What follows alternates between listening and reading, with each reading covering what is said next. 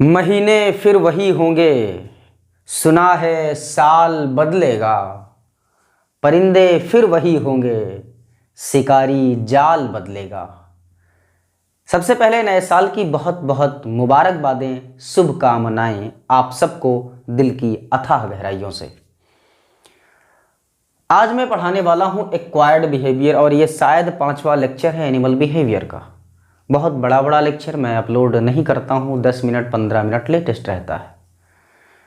मेरे प्यारे, एक बात बता दूं इसको शुरुआत करने से पहले, हमने देखा कि 2022 से 23 में आते बहुत से लोगों ने बहुत सी चीज़ें बदल डाली। किसी ने वादा बदला, इरादा बदला, चेहरा बदला, रंग बदला, ढंग बदला, बहुत कुछ बदला।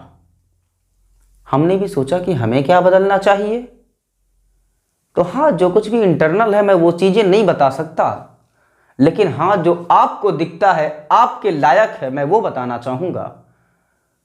तो मेरे पास कुछ बदलने को नज़र नहीं आया तो मैंने उठा के अपना YouTube चैनल का नाम ही बदल डाला।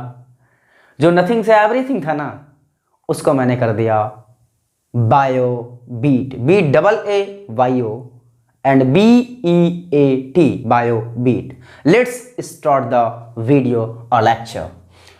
Acquired behaviour. एक्वायर्ड बिहेवियर क्या है मेरे प्यारे? वह बिहेवियर जो हम जन्म से लेकर ना पैदा हुए हों, यानी those characters which do not govern by gene, जो हमारे जीन के द्वारा कंट्रोल ना हो, यानी हम दुनिया में पैदा होने के बाद सीखें, वो है एक्वायर्ड बिहेवियर। इसीलिए एक्वायर्ड बिहेवियर को एक नाम से और जाना जाता है जिसे कहते हैं लर्निंग बिहेवियर। एग्जाम्पल के तौर पे मैं हिंदी बोल रहा हूं इसलिए कि मैं हिंदुस्तान के सबसे बड़े प्रदेश उत्तर प्रदेश में पैदा हुआ। हमारे देश की राष्ट्रभाषा हिंदी है। हिंदी लोग बोलते हैं, इन्वायरमेंट है, हिंदी का माहौल है, इसलिए मैं हिंदी बोलता हूं। अगर यही हिंदुस्तान का बच्चा पैदा हो, अमेरिका में छोड़ के चले आए तो अमेरिकन लैंग्वेज बोलेगा। किसी को जापान में छोड़ के आओ, जापानी बोलेगा। यानी जिस माहौल में जो बच्चा पलेगा वो उसी लैंग्वेज को लर्न कर लेगा। यानी लैंग्वेज का बोलना, सीखना, लिखना, ये सब क्या है? लर्निंग या एक्वायर्ड बिहेवियर है। उम्मीद करता हूं एक्वायर्ड बिहेवियर आपको समझ में आ गया होगा। तो adaptive change due to experience. Acquired behaviour वह बिहेवियर है जिसमें चेंज होता है। कब होता है? एक्सपीरियंस के आधार पर। जैसे कि मैं कोई चीज आपके सामने डिलीवर कर रहा हूं, बोल रहा हूं, पढ़ा रहा हूं। अगर मैं पहली मर्तबा उठा के देखूं अपनी जिंदगी का, जब मैं पहली मर्तबा माइक पे खड़ा हुआ था तो मेरे बोलने का लहजा ये नहीं था, मैं इस तरीके से प्रेजेंट नहीं कर पा रहा था। लेकिन जैसे जैसे मैंने प्रैक्टिस की, प्रयास किया, मेहनत की, वैसे वैसे मेरे पढ़ाने की स्टाइल में, बॉडी लैंग्वेज में हर जगह चेंजिंग आती गई, हर जगह परफॉर्मेंस में बदलाव आता गया। और कोई भी इंसान आप जैसे ज़िंदगी का अपने उठा के देखिए, पहली बार साइकिल पे बैठे थे तो लग रहा था साइकिल ये गिर जाएगी। बाइक चलाने की सीखने की कोशिश किए तो लग रहा था बाइक ये गिर जाएगी। लेकिन जैसे जैसे आपने मेहनत की, एडाप्टिव चेंज, यानी जैसे जैसे आपने एक्सपीरियंस किया, बार बार चलाने की कोशिश की, तो क्या हुआ? वो बाइक, वो साइकिल संभलने लगी। It involves nervous system hard working. जब आपसे साइकिल लग रहा था कि दाहिनी तरफ गिर जा रही है तो आपने नर्वस सिस्टम से बैलेंस बनाया, नहीं यार ये गिरेगी नहीं, बस ऐसा लगता है।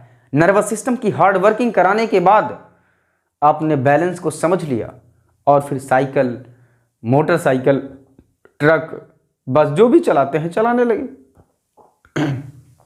और no predetermine pathway depend on environment and stimulus type. कोई भी पहले से पाथवे डिटरमाइन नहीं होता है एक्वायर्ड बिहेवियर का, कि ये बच्चा यही काम करेगा, ये फुटबॉलर ही बनेगा, ये क्रिकेटर ही बनेगा, है ना? ऐसा नहीं होता है। कोई प्रीडिटरमाइन पाथवे नहीं होता है। अगर वो ट्रक चलाना सीखेगा तो तो वो ट्रक चलाने लगेगा। अगर वो बस चलाना सीखेगा तो बस चलाने लगेगा। अगर वो साइकिल चलाना सीखेगा तो साइकिल चलाने लगेगा। अब ये कहे कि मैं बस चला ही नहीं पाता हूँ, क्योंकि इसलिए नहीं चला पाते हैं क्योंकि ये एक्वायर्ड बिहेवियर, इसको सीखना पड़ेगा, लर्न करना पड़ेगा। तो इसीलिए कहा गया कि प्रीडिटरमाइंड पाथवे नहीं है ना। Depend on environment and stimulus type. Environment क्या मिला? ट्रक चलाने का, है ना। इन्वायरमेंट आपने क्रिएट किया, किसी के साथ गए, मुझे भैया ट्रक सिखा दो या motorcycle. And stimulus type, stimulus क्या है? सीखना, किसी चीज को सीखना, है ना। बात समझ में आई? टाइप्स ऑफ एक्वायर्ड बिहेवियर, ये चीजें मैं समझता हूँ, उम्मीद करता हूँ समझ में आ गई होंगी कि एक्वायर्ड बिहेवियर है क्या।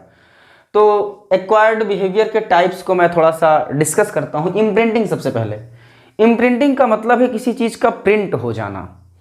जैसे आप अगर हिंदी पढ़े हो, साहित्य के बच्चे रहे हों, हाई स्कूल इंटर में पढ़े हों, तो कबीरदास के बारे में जानते होंगे कि कबीरदास का लालन पालन एक नीरू एंड नीमा दंपत्ति नामक जुलाहा घर में हुआ था। जरा सोच के देखिए, अगर कबीरदास को कोई ये बताने वाला ना होता कि नीरू और नीमा आपके माँ और बाप नहीं हैं, तो कभी जिंदगी में वो ये जान पाते कि मेरे माँ बाप नहीं हैं? या कोई भी बच्चा उस हाल में ले आए कोई, जब वो दूध पीता हो, 2-4 महीने का हो, कोई पाले बड़ा करे और उसे बताए ही ना कि मैं तुम्हारा बाप, मैं तुम्हारी माँ नहीं हूँ, वो बच्चा कभी नहीं जान सकता कि मेरा माँ मेरा बाप ये है कि नहीं है। वो यही जानेगा कि ये मेरा बाप है, ये मेरी माँ है। बात समझ रहे हैं? इसी तरीके से इसको पहले पढ़िए।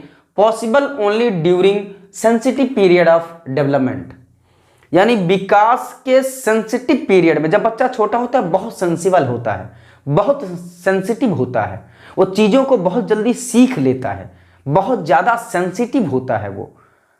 तो जब छोटा बच्चा था वो सेंसिटिव था और उसके दिमाग में इम्प्रिंट हो गया। जैसे कि आपके घर में होंगे बच्चे, कुछ लोग, जैसे बच्चा छोटा है और उसके चचा भी छोटे हैं, तो उसके चचा लोग उसकी माँ को भाभी भाभी बोल रहे हैं, भाभी भाभी भाभी भाभी, तो अपनी माँ को वो भी भाभी भाभी बोलने लगता है।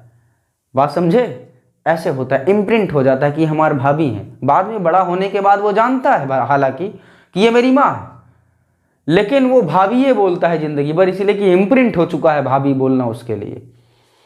और मैं 2 टर्म आपकी जानकारी के लिए, आपकी इंफॉर्मेशन के लिए, अगर आप बिहेवियर पढ़ रहे हो तो अपने फायदे के लिए जान लो।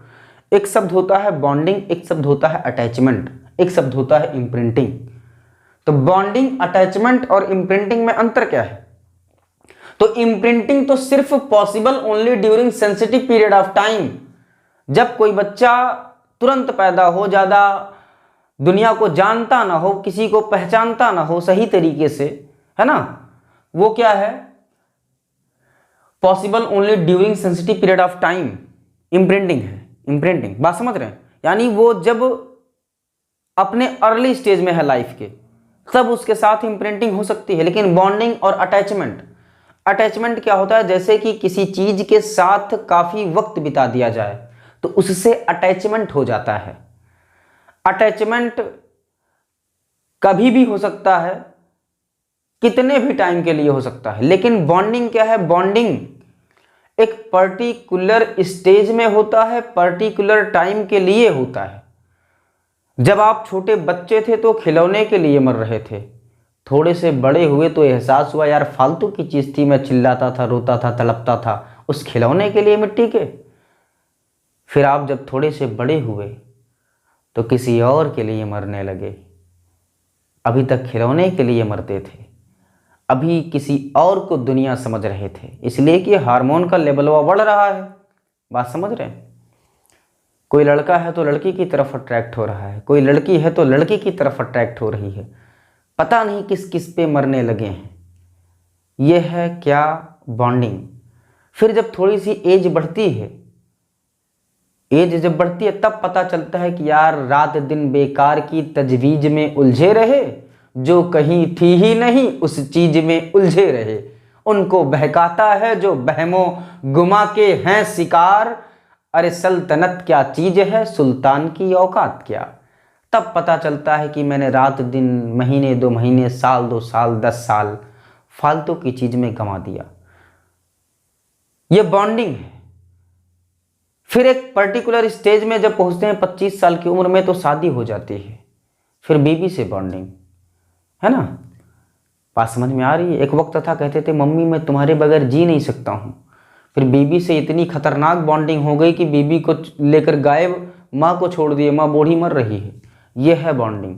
अलग अलग टाइम में अलग अलग लोगों से पर्टिकुलर टाइम के लिए बॉन्डिंग होती है, फिर इंसान डिटैच हो जाता है या कोई भी जानवर डिटैच हो जाता है, हो सकता है, ऐसा नहीं है कि हर केस में हो ही जाता है। तो बॉन्डिंग हर एक पर्टिकुलर टाइम में पर्टिकुलर चीज से होती है। बात समझ में आई? उम्मीद है समझ में आई होगी। आपकी जानकारी के लिए इतना मैं वीडियो को, लेक्चर को बड़ा कर दिया मेरे दोस्त, ताकि आप चीज़ों को जान पाएँ।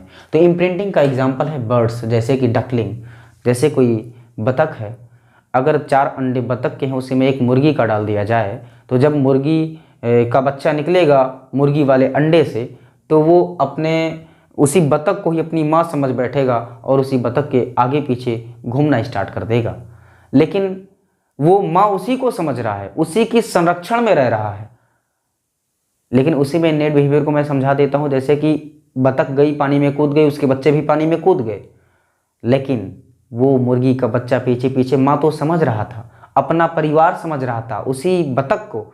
लेकिन जैसे ही पानी के करीब गए सारे के सारे बच्चे, तो जो बतख के बच्चे थे पानी में छलांग लगा दिए, लेकिन जो मुर्गी का बच्चा था वो खड़ा रह गया, पानी में नहीं कूदा।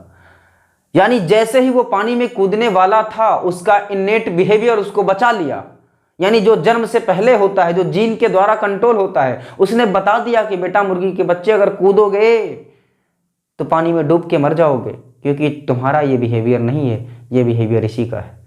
इम्प्रिंटिंग क्या है कि वो उस बतख को मां समझ बैठा, ये एक्वायर्ड बिहेवियर है। लेकिन इनेट बिहेवियर क्या है, जब पानी में कूदे तो वो पानी में कूदने से बच गया। मैं कंपैरेटिव स्टडी आपकी करा रहा हूं, चीजों को, कॉन्सेप्ट को समझो।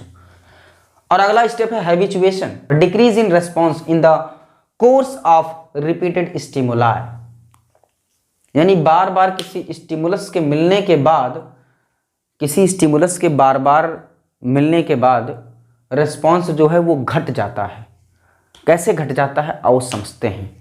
यह है एक ग्लास जार, ग्लास जार। इस ग्लास जार में एक है स्नेल, मतलब पाइला या घोंघा आप कह सकते हैं। वो घेंघा इधर से इधर मूव कर रहा है, चल रहा है। वो जैसे ही यहां तक पहुंचा, हमने इसमें नॉक कर दिया। क्या कर दिया? नॉक कर दिया, मतलब खटखटा दिया। तो स्नेल जो है समझा कि कोई खतरा है, स्नेल रुक गया। स्नेल क्या हुआ? रुक गया। कितने देर के लिए? मान लीजिए आधे मिनट के लिए रुका, 30 सेकंड के लिए रुका, 30 सेकंड के लिए रुका। फिर ये मूव करके यहां तक पहुंचा। 30 सेकंड के बाद जब इसको लगा कि कोई खतरा नहीं है तो फिर मूव करने लगा। फिर यहां तक जैसे पहुंचा, मैंने फिर इसको नॉक कर दिया, आवाज आई, उसने सोचा खतरा है, फिर वो रुक गया। अब की बार लेकिन जब ये रुका तो सिर्फ 20 सेकंड के लिए रुका। कितने? 20 सेकंड के लिए रुका। फिर ये मूव करने लगा। जब इसको कोई खतरा ना मिला, कोई परेशानी ना हुई, तो फिर ये जब मूव करके यहां तक पहुंचा तो फिर मैंने यहां पे नॉक कर दिया, तो फिर ये रुक गया। लेकिन अब की बार रुका तो सिर्फ 10 सेकंड के लिए रुका। फिर ऐसे मूव करके यहां पहुंचा तो फिर नॉक कर दिया। फिर अब की बार ये थोड़ा सा रुका, 1-2 सेकंड के लिए, 1 या 2 सेकंड के लिए रुका, फिर मूव करने लगा। फिर हम इस ग्लास जार को बजाते रह गए और ये पायला मूव करता रह गया, क्योंकि इसकी आदत सी बन गई थी। क्योंकि उसको पता चल गया कि कोई आता है, बजाता है, कुछ करता तो है नहीं, कुछ नहीं होता है, चलते रहो यार, ये सब बकवास है, फालतू की आवाज है। बात समझे? तो बार बार नॉक करने से पायला की आदत बन गई, हैबिचुएशन इसे कहते हैं, कि उसको पता चल गया अब कोई खतरा नहीं है, रुकने की जरूरत नहीं है। तो ये है हैबिचुएशन। डिक्रीज इन रिस्पॉन्स, यानी रिस्पॉन्स पहले 30 सेकंड का दिया रुक के, फिर 20 सेकंड, फिर 10 सेकंड, यानी कोर्स ऑफ रिपीटेड स्टिमुलाई। यानी नॉक है स्टिमुलाई, बार बार नॉक किया, बार बार वो रुका, लेकिन हर बार रुकने की जो टाइम ड्यूरेशन थी वो घटती गई। एक समय ऐसा आया कि मैं नॉक करता रहूं ऐसे और स्नेल मूव करता रहेगा। एग्जाम्पल के तौर पर आपको समझ में